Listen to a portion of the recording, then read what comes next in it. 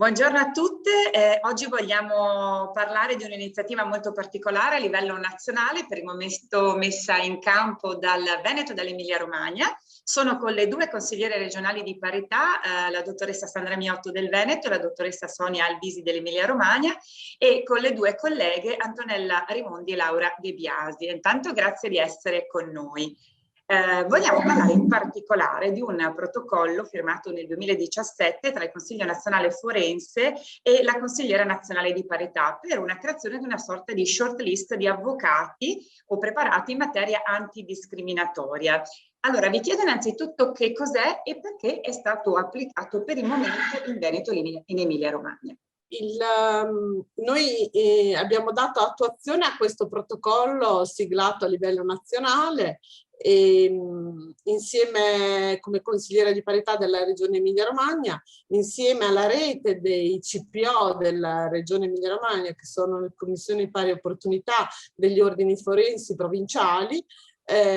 ho dato il via a questo corso, una grande collaborazione, una grande sinergia con la rete degli avvocati, principalmente Bologna, il Foro di Bologna, che è il capoluogo dell'Emilia Romagna. Abbiamo lavorato per l'organizzazione di questo corso. Abbiamo creato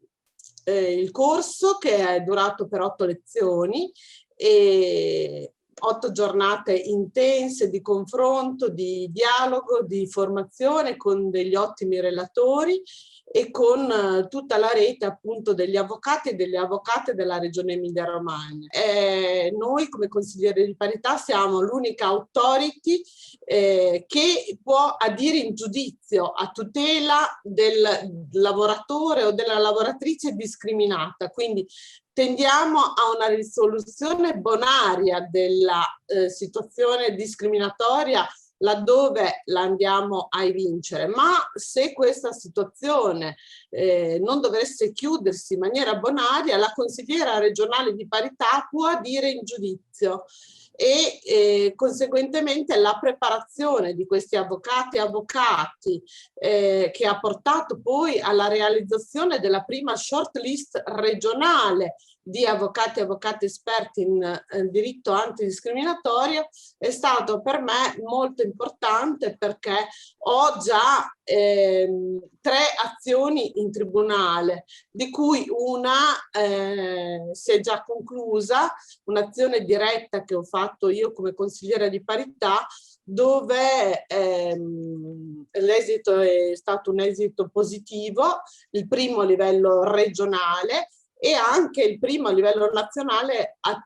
come risarcimento del danno direttamente all'ufficio della consigliera di parità è stata riconosciuta la somma di 20.000 euro. Chiedo a Sandra Miotto la parte veneta. Per me è stata un'esperienza importantissima. Prima di tutto perché anch'io avevo una short list, diciamo una piccola lista individuale costruita sulle esperienze degli avvocati che si presentavano, ma chiaramente ben diverso avere degli avvocati preparati in maniera specifica sulle materie di nostro interesse. Il tutto è nato in collaborazione appunto con i CPO delle pari opportunità dell'avvocatura, da noi sono 7, e anche con le consigliere del territorio che sono altre 7. Quindi abbiamo creato un comitato con il quale abbiamo costruito il percorso del nostro corso. Da qui è nata una collaborazione che secondo me è essenziale e importante, perché non ci porterà solo ad avere degli esperti nei casi di emergenza, e ne abbiamo sempre tanti, ma ci consentirà di costruire anche altri percorsi, percorsi per esempio specifici sulla violenza o su altre tematiche, perché c'è tanto da fare, tanto da approfondire. I temi di cui ci occupiamo noi fino ad ora non hanno avuto grande spazio, mentre è un momento particolare questo in cui tutti parlano di violenza, di discriminazione, e quindi improvvisamente è un tema che è arrivato alla ribalta, ma è arrivato alla ribalta solo con le parole e non con i fatti. Quindi adesso il nostro vero compito è quello di costruire delle professionalità che siano in grado di dare veramente delle risposte. Quindi questa nostra relazione e il corso che abbiamo fatto, da noi sono state 85 donne e 20 uomini, perché naturalmente è un tema che è molto più sentito dalle donne, quindi di avvocati sono stati molto più donne che uomini, ma devo dire che anche difficilmente si vede che in un corso, anche se con gli accreditamenti, perché questo corso ha avuto gli accreditamenti dal Consiglio Nazionale degli Avvocati, sono stati sempre presenti. È una cosa che mi ha colpito tantissimo e che per noi comunque è stata di grande soddisfazione. E quindi andiamo avanti. Credo che questo sia un percorso corretto, giusto, e che ci porterà a dei risultati anche di conoscenza del territorio, dove davvero siamo poco conosciute, e forse tante donne non sanno che gratuitamente possono rivolgersi a noi. Chiedo ad Antonella e Laura, che appunto hanno organizzato insieme alle consigliere di parità questi corsi nelle rispettive regioni, come è andata anche con i vostri colleghi, qual è stata la partecipazione e quindi questa shortlist dov'è reperibile e come è composta. L'intento è stato quello di costruire un corso di alta formazione in materia antidiscriminatoria, che è purtroppo materia ancora molto meno praticata e applicata rispetto alla necessità obiettiva di cui, che verifichiamo ogni giorno.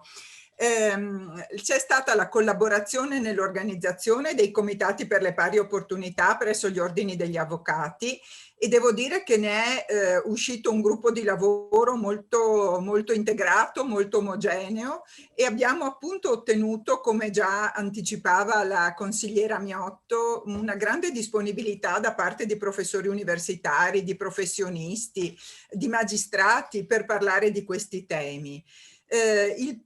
La prima parte di corso, quella che si è svolta a Venezia, quindi territoriale, è stata svolta in 7 incontri, appunto con grande partecipazione. Recentemente il CNF ha chiuso il numero di ore del corso di alta formazione con dei webinar da remoto, perché purtroppo non si è potuto fare diversamente, con il completamento del numero di ore delle materie che abbiamo già esaminato, e con una prova pratica finale. C'è stata una sorta di esame finale per verificare la preparazione dei corsisti. Ora stiamo attendendo gli esiti di questa prova finale e l'inizio della composizione della shortlist nazionale, ancorché a livello regionale sia già stata composta. L'esperienza è stata molto felice per vari ordini di motivi, non solo per la collaborazione e per il buon esito del corso, ma perché questo gruppo di lavoro ha iniziato anche a intraprendere anche altre iniziative, e che sono in parte collaterali a questo corso antidiscriminatorio. E uno dei temi importantissimi è quello della violenza di genere, perché poi la discriminazione sui luoghi di lavoro si declina molto spesso in violenza di genere, che non è solo violenza sessuale o violenza fisica, ma è moltissimo violenza psicologica e violenza economica. E qui si aprono una serie di temi importantissimi che vanno dal gender pay gap, che vanno dalla impossibilità per le donne molto spesso di proseguire una carriera lavorativa uguale a quella degli uomini, eccetera. Quindi ci sono molti temi che stiamo cercando di rimettere in campo, di approfondire e di continuare a discuterne, soprattutto in questi periodi storici in cui vediamo che la posizione delle donne sotto il profilo lavorativo è infinitamente più fragile. Vediamo i numeri della perdite di posti di lavoro durante il periodo Covid, che sono quasi tutti a discapito delle donne. E vediamo poi il rimettere in discussione i temi della Convenzione di Istanbul, che invece è un presidio fondamentale per i diritti delle donne. Quindi lavoreremo ancora su questo. Gli avvocati sono ben disponibili a prestare la loro opera professionale su questi temi. Credo che oltre all'attenzione per i soggetti deboli, che questo ovviamente corso intende tutelare garantendo le migliori professionalità, sia anche una grandissima opportunità di lavoro per gli avvocati e per le avvocate, e quindi credo che sia anche una opportunità per espandere l'attività professionale, che deve sempre essere molto attenta a quelle che sono anche le esigenze, e la prima delle esigenze è avere avvocati preparati in questa materia per prima cosa riconoscere le discriminazioni, perché può sembrare una banalità ma non è una banalità. Riconoscere le discriminazioni è davvero il fulcro del tutto, tant'è che le consigliere di parità si interessano in modo particolare di aspetti discriminatori in ambito di diritto del lavoro, ma il nostro corso, immagino anche quello della Regione Veneto, si è basato su tutti i tipi di discriminazioni, perché è difficile realizzare che si realizzi una sola discriminazione. È molto più frequente il caso di discriminazioni multiple. È una materia molto nuova e quindi c'è bisogno di raccogliere le esperienze, la giurisprudenza non così copiosa, e anche insomma una dottrina non tanto numerosa, e quindi ad esempio un altro dei valori aggiunti, adesso mi permetto di mostrare la copertina di questa pubblicazione, che è la raccolta degli atti del corso, che grazie ai fondi messi a disposizione dalla consigliera regionale dell'Emilia Romagna abbiamo raccolto. So che stanno facendo altrettanti in Veneto. Credo che questa raccolta di sentenze e di contributi davvero di relatori di grandissimo livello sia di grandissima utilità. Riprendo e non rubo altro tempo, un discorso di Laura, c'è molto da fare, e dico che il 15 gennaio del 2021 il nostro paese ha ratificato la Convenzione dell'Organizzazione Internazionale del Lavoro sulle molestie e molestie sessuali nei luoghi di lavoro. Anch'esso è un tema ancora poco conosciuto, ma che invece entrerà a far parte del quotidiano di tutte le aziende, perché una dei portati della Convenzione è proprio quello di introdurre all'interno proprio della valutazione dei rischi che il datore di lavoro deve fare anche la valutazione in ordine al rischio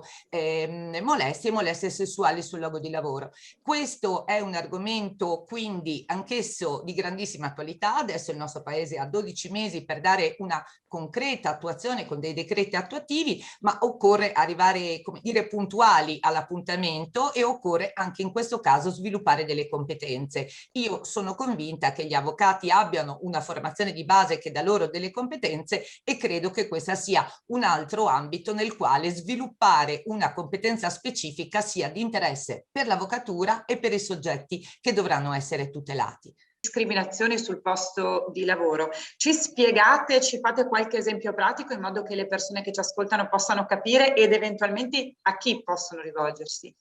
Mi piace sottolineare proprio con l'esempio pratico della causa che ho fatto in tribunale a Ferrara. E come dicevo prima, appunto, per la prima volta in Emilia Romagna la consigliere di parità regionale ha presentato questa istanza d'urgenza in tribunale a Ferrara contro la natura discriminatoria di un regolamento di una cooperativa di pescatori nell'assegnazione della quota giornaliera del prodotto pescato. La parte di regolamento cooperativo che è stato bocciato dal giudice del lavoro prevede che ai soci legati da vincolo affettivo di coppia, cioè i soci che all'interno della cooperativa sono sposati, conviventi o anche solo legati affettivamente, non veniva riconosciuta una doppia quota di pescato, nonostante erano tenuti a svolgere i compiti di pesca normale come tutti gli altri soci, e alla manutenzione della cooperativa che le veniva affidata. E voglio ricordare che è un ambiente prettamente maschile, ciò vuol dire la prevalenza di soci di maschi, sono oltre 600 maschi contro 50 femmine. L'effetto pratico di questo regolamento, che era stato come dire, approvato dalla stragrande maggioranza dei soci, era quello di indurre le socie a ricevere dalla cooperativa e di scoraggiare l'ingresso delle nuove, perché dal momento che il loro lavoro non avrebbe alcuna valorizzazione economica non avevano interesse ad entrare. Tenendo conto che nel tempo il lavoro è cambiato, mentre precedentemente era un lavoro prettamente maschile perché più di forza, con il cambiamento come dire, della mansione,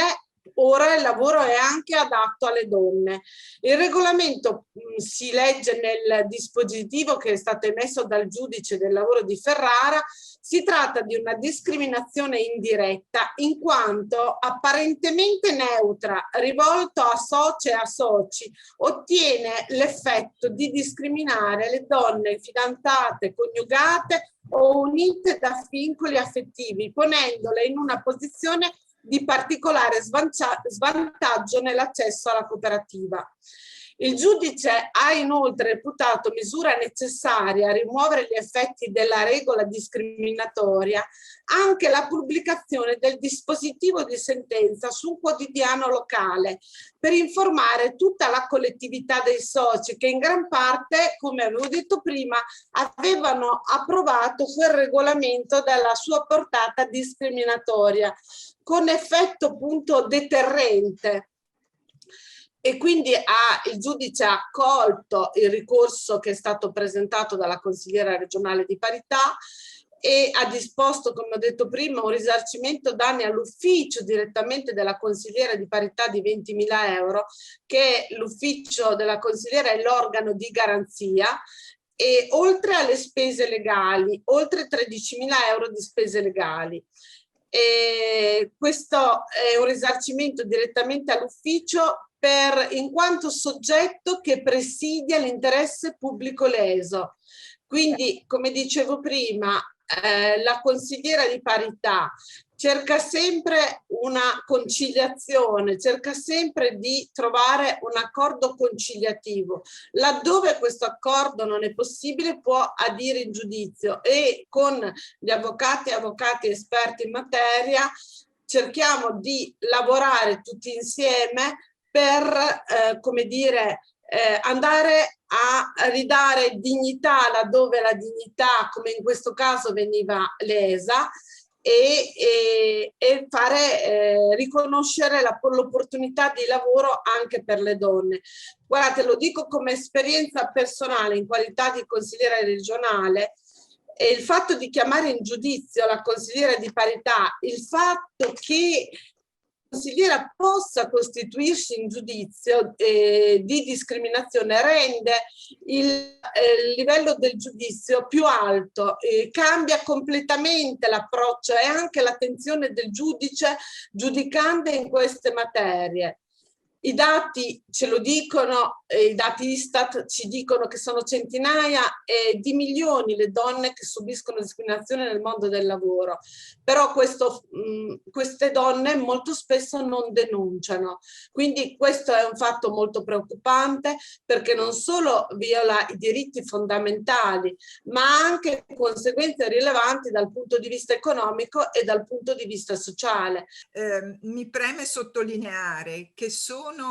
antidiscriminatori tutti quei comportamenti quotidiani che per esempio le donne subiscono al rientro della gravidanza quando si vedono demansionate o si ritrovano la scrivania appoggiata addosso a un muro o forse non la ritrovano proprio. Tutte le donne che a seguito molto spesso del matrimonio e della gravidanza